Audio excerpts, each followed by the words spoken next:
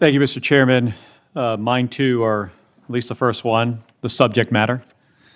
Secretary Colby, is it correct that the administration is justifying the ongoing military operation against Iran in part because of the urgent threat posed by Iran to U.S. forces in the region and the perceived future threat of Iranian ballistic missiles to the U.S. homeland? Yes or no? From a general perspective, I wouldn't comment on the legal rationale, but certainly from a general strategic point of view, absolutely. Absolutely. So your 2026 National Defense Strategy downgraded the Middle East and didn't label it as a core strategic theater on the same level as the Indo-Pacific and the Western Hemisphere. Is that correct?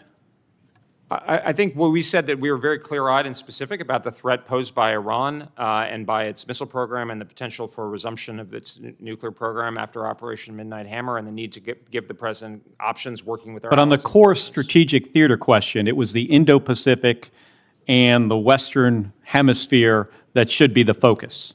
The overarching focus of the American military, obviously, is the Homeland Hemisphere and the First Island chain, and the Middle East is part of that. That's how I read it. So when that was drafted, did the administration believe, as it claims now, that Iran was close to having a ballistic missile capability that could threaten the homeland?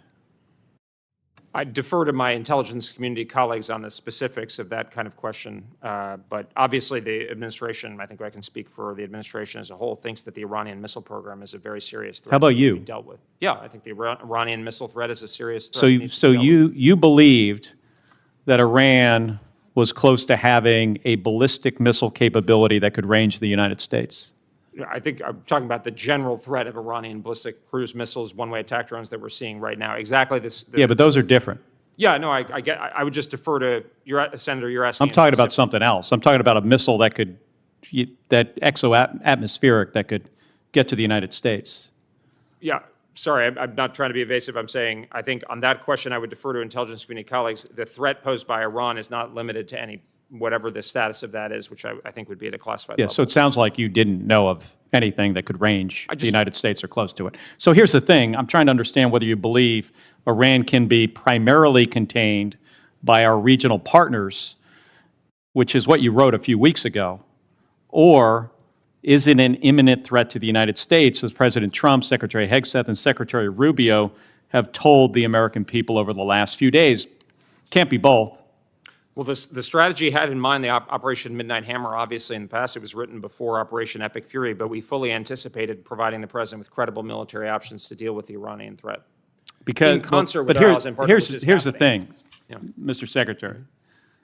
None of us here heard about Iran having missile technology that was that advanced, being able to range the United States, or being close to obtaining a nuclear weapon. I mean, the last thing we heard from the president on the nuclear weapon before, this war, as he calls it, was the Iranian nuclear program was obliterated.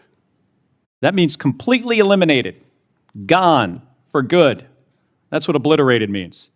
And then on Saturday, this administration started a war on that basis, inconsistent with the document that I think you're responsible for.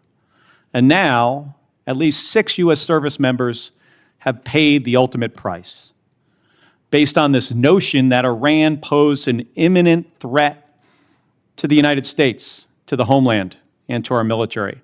And many more are risking their lives right now to eliminate a threat that 6 weeks ago, when you published that document, you didn't really believe existed. Senator, I think it's demonstrably untrue that the strategy didn't countenance the potential for the president to use military force against Iran. In fact, it appears several times. Could you speak into the microphone? Oh, I'm sorry.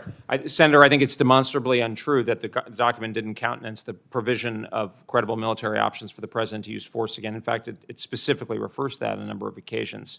So obviously, I think the military campaign that's underway, Operation Epic Fury, wouldn't you think that would be a primary theater that we would be focused on in the document if that threat that imminent threat to the homeland existed? I think the document countenances the employment by the president of military force in globally as part of the strategy. Well, I'm about out of time, but I think it's important to say that we've seen this playbook before.